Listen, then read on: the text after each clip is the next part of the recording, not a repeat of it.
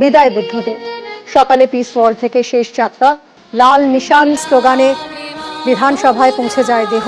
পরে আলিমুদ্দিন স্ট্রিটের অফিসে তাকে শ্রদ্ধা জ্ঞাপন। দুপুরে দীনেশ মজুমদার ভবন হয়ে বিকেলে এনআরএস এ দেহদান প্রাক্তন মুখ্যমন্ত্রী।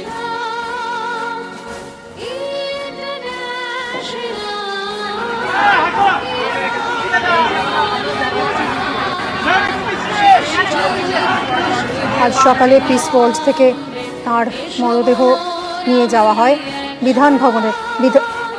বিধানসভার উদ্দেশ্যে।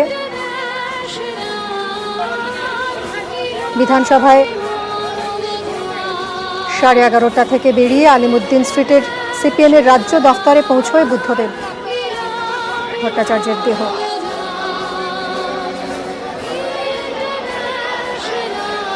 কমরেডকে শেষবার রেড স্যালিউট সিপিআইএমের। লাল নিশান লাল গোলাপে প্রিয় নেতাকে বিদায় জানানো চোখের জলে।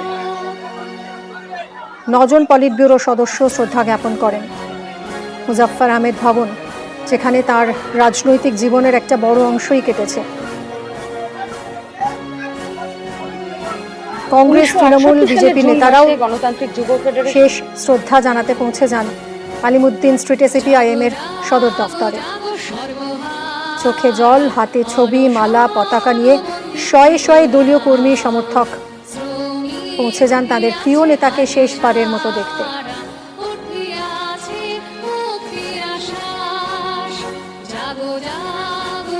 আমাদের প্রতিনিধি অর্ণব এই মুহূর্তে রয়েছেন আলিমুদ্দিন স্ট্রিট থেকে। অর্ণব, আজ আমরা যে ছবি দেখলাম, একদিকে যেরকম দলমত নির্বিশেষে বিধানসভায় প্রত্যেকে শ্রদ্ধা জ্ঞাপন করলেন তাদের প্রিয় নেতাকে, অন্যদিকে আলিমুদ্দিন স্ট্রিটে ভিন রাজ্য থেকেও বহু মানুষ এসেছেন, তাদের চোখে জল, হাতে একটা গোলাপ, প্রিয় নেতাকে তারা শেষবার দেখতে চান। আর মাত্র কিছু সময় এই শেষ দেখার। এখন এই মুহূর্তের আবহাওয়াটা ঠিক কি? দেখো, এই মুহূর্তে ভিড় অন্তত আলিমুদ্দিন স্ট্রিটে যে সমস্ত নেতৃত্ব রয়েছেন যারা পুরো বিষয়টা দেখভাল করছেন, তারা বারবার মাইকে ঘোষণা করছেন এবং যেভাবে লাইন দীর্ঘ হয়েছে এবং সেই লাইন প্রায় এন্টারের কাছাকাছি পৌঁছে গিয়েছে এবং এই লাইন দ্রুত যাতে সবাই পুষ্পার্ঘ্য নিবেদন করতে পারেন, শেষ শ্রদ্ধা জানাতে পারেন তাদের প্রিয় নেতাকে, তার চেষ্টা তারা করছেন। কিন্তু কিছুক্ষণ আগেই নেতা শফিক লাহিড়ীর সাথে কথা হচ্ছিল। তিনি বলছেন যে পরিমাণ মানুষ দাঁড়িয়ে রয়েছে তাদের 3:15-র মধ্যে এই প্রক্রিয়া সম্পূর্ণ করা যাবে কিনা এই নিয়ে তারাও সন্দেহের মধ্যে রয়েছে। ইতিমধ্যে আমরা জানি নাকি দীর্ঘ লাইনে গরমের কারণেই হোক, বর্ষার একটা যে ওয়েদার রয়েছে, 4 থেকে 5 জন অসুস্থ হয়ে পড়েন এবং তাদের প্রাথমিক চিকিৎসা করা হয় দীনেশ মজুমদার ভবন অর্থাৎ ডিওয়াইএফআই যে অফিস ঘর সেখানে, এবং আপাতত তারা সুস্থ রয়েছেন। এবং যে ভিড় পৌনে 12টা থেকে শুরু হয়েছিল, সেই ভিড়ের খবর কিন্তু যত সময় পেরিয়েছে তত আরো ভিড়টা বেড়েছে এবং এই মুহূর্তে লাইন দীর্ঘ থেকে দীর্ঘতর হচ্ছে, কারণ শেষ যাত্রায় এনআরএস মেডিকেল হসপিটাল পর্যন্ত প্রত্যেককেই পায়ে পায়ে পথ মিলাতে চান এবং সেই জায়গায় পুষ্পার্ঘ্য নিবেদন করা, কেউ লাল গোলাপ, কেউ বা অন্য কিছু নিয়ে প্রত্যেককে একবার তাদের প্রিয় নেতাকে শেষবারের মতো দেখতে এসছেন এবং সেই ভিড় এখনো পর্যন্ত কিন্তু ভিড় যথেষ্ট বেশি রয়েছে এবং কার্যত যারা এখানে নেতৃত্ব রয়েছেন তাদের কালঘাম ছুটছে এই ভিড়কে কন্ট্রোল করতে। এবং তুমি যেটা বললাম, ইতিমধ্যে প্রায় এন্টারের কাছাকাছি লাইন চলে গিয়েছে এবং 3:15-র মধ্যে যে কর্মসূচি তাদের শেষ করার কথা, অর্থাৎ বুদ্ধদেব ভট্টাচার্যের এখানে সাহিত্য থাকার কথা, সেই সময়টা কিছুটা বাড়তেও পারে এমনটা কিন্তু একটা এখানকার যারা নেতৃত্ব রয়েছে তারা একটা ইঙ্গিত দিচ্ছেন। মানুষ যারা এসছেন প্রত্যেকে যাতে পুষ্পার্ঘ্য নিবেদন করতে পারেন, শ্রদ্ধা জানাতে পারেন তাদের প্রিয় নেতা বুদ্ধদেব ভট্টাচার্যকে, সেই ব্যবস্থাই করতে চাইছেন এবং দ্রুত দুদিকে আলাদা করে মানব শৃঙ্খল তৈরি করে তার মধ্যে মানুষকে ঢুকিয়ে যত দ্রুত সম্ভব এই প্রক্রিয়াটা করা যায় তারও একটা চেষ্টা আমরা দেখতে পাচ্ছি। তুমি যেমনটা বললে, মহারাষ্ট্র, কেরালা, বিভিন্ন জায়গা থেকে, দেশের বিভিন্ন প্রান্ত থেকে মানুষ এসছেন বুদ্ধদেব ভট্টাচার্য সিপিআইএম নেতা এবং তাদের প্রাক্তন পলিট ব্যুরো সদস্য তাকে দেখার জন্য, এবং তার জন্য উঠছে পড়েছে এই মুহূর্তে আলিমুদ্দিন স্ট্রিট, যে ছবি কিন্তু অনেক দিনই মানুষ এই আলিমুদ্দিন স্ট্রিটের ভিড়ের সাথে মেলাতে পারছে না বর্তমানে।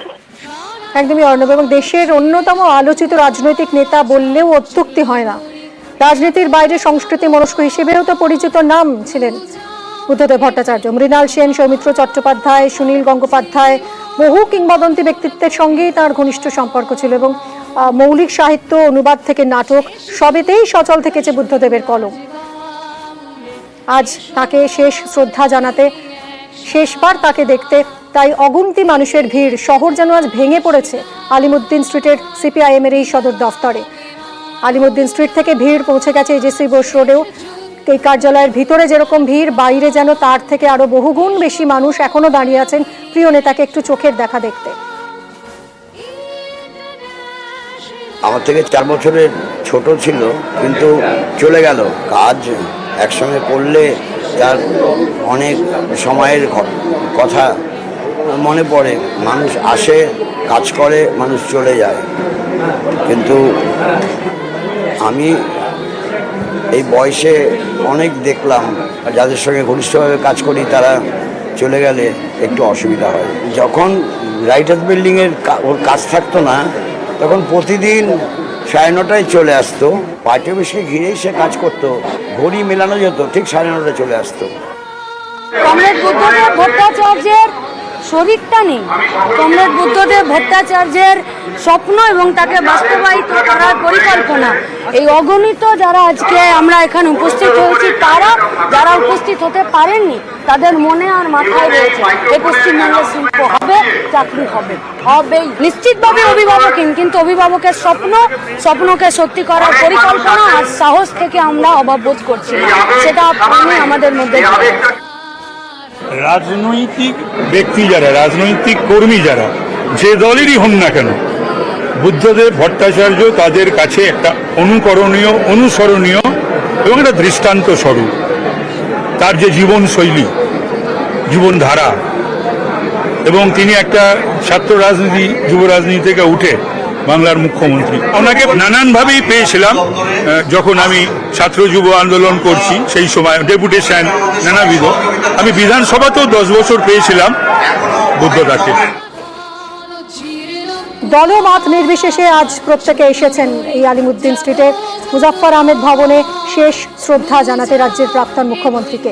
শুধুমাত্র রাজনীতির সঙ্গে যুক্ত তারাই নন, এমন বহু মানুষ আছেন যাদের সঙ্গে সক্রিয়ভাবে রাজনীতির কোনো সম্পর্ক নেই, যারা হয়তো একবার বুদ্ধদেব ভট্টাচার্যের বক্তব্য শুনেছেন, বক্তৃতা শুনেছেন, তাকেও শেষবারের জন্য দেখতে ভিড় জমিয়েছেন তারা।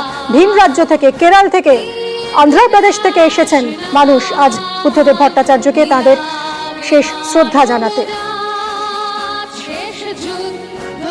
যে পছন্দের প্রিয় দলীয় পতাকা, সেই পতাকাতেই আজ মুড়িয়ে দেওয়া হয়েছে বুদ্ধদেব ভট্টাচার্যের দেহ। যে পতাকা হাতে নিয়ে তিনি নেতৃত্ব দিয়েছেন, যে পতাকা হাতে নিয়ে তিনি এগিয়ে চলার বার্তা দিয়েছেন, সেই পতাকাতেই মোড়া আজ তাঁর দেহ। আমরা কথা বলবো, পারাদীপ রয়েছেন আমাদের সঙ্গে। পারাদীপ, বেশ কিছুটা সময়ে রাজনৈতিক কর্মকাণ্ডের ঘাঁটি বুদ্ধদেব ভট্টাচার্যের আলিমুদ্দিন স্ট্রিটের এই সদর দফতর, এখানে রয়েছেন, শায়িত রয়েছে তার দেহ। এই মুহূর্তের আবহটা এবং অগুন্তি মানুষের ভিড়, শেষ শ্রদ্ধা জানাচ্ছেন, মানুষের ঢল নেমেছে, টুকরো টুকরো। আর কি ছবি ধরা পড়ছে তোমার চোখে? একদম দেখো, সকাল থেকেই কিন্তু এই মানুষের ঢল। যে কথাটা তুমি বলছিলে যে শুধুমাত্র বামপন্থায় বিশ্বাসী বা বামপন্থী মানুষ তারা শুধু নয়, আম জনতা, আম মানুষ, সাধারণ মানুষ, তারা যে রাজনৈতিক মত নির্বিশেষে আছে আলিমুদ্দিন স্ট্রিটের এই মুজাফফর আহমেদ ভবনে তাদের শেষ শ্রদ্ধাঞ্জলি প্রয়াত প্রাক্তন মুখ্যমন্ত্রী বুদ্ধদেব ভট্টাচার্যকে জানাতে সকাল থেকে সারিবদ্ধভাবে অপেক্ষা করেছেন। এবং বেলা যত গড়িয়েছে, সময় যত গড়িয়েছে, এই মানুষের ঢল, মানুষের সারিবদ্ধ লাইন, সেটা কিন্তু ক্রমশ আকারে বেড়েছে, প্রশস্ত হয়ে বেড়েছে। অর্থাৎ বোঝাই যাচ্ছে প্রায় 12টার কাছাকাছি সময় আজ বুদ্ধদেব ভট্টাচার্যের মরদেহ সেটা আলিমুদ্দিন স্ট্রিটের মুজাফফর আহমেদ ভবনে নিয়ে আসা হয়। তারপর 2.5 ঘন্টা কেটে গেছে, কিন্তু এখনো পর্যন্ত 2.5 ঘন্টা অতিক্রান্ত হওয়ার পরেও মানুষের ঢল কিন্তু একই রকম রয়েছেন। এবং প্রত্যেক মানুষ, আমি কথা বলছিলাম, তুমি যেমন বলছিলে কেরল থেকে এসছে, অন্ধ্র থেকে এসছে, সেটাই যেমন ঠিক। একই সঙ্গে রাজ্যের বিভিন্ন প্রান্ত থেকে, রাজ্যের দূর দূরান্ত থেকে মানুষ এসছেন, নদিয়া থেকে এসছেন, মুর্শিদাবাদ থেকে এসছেন, বাঁকুড়া থেকে মানুষ এসছেন। এবং তারা সকাল থেকে অপেক্ষা করেছেন তাদের কাছের মানুষকে একবার খুব কাছ থেকে শেষবারের মতো তাদের দেখার জন্য, শ্রদ্ধাঞ্জলি জানানোর জন্য।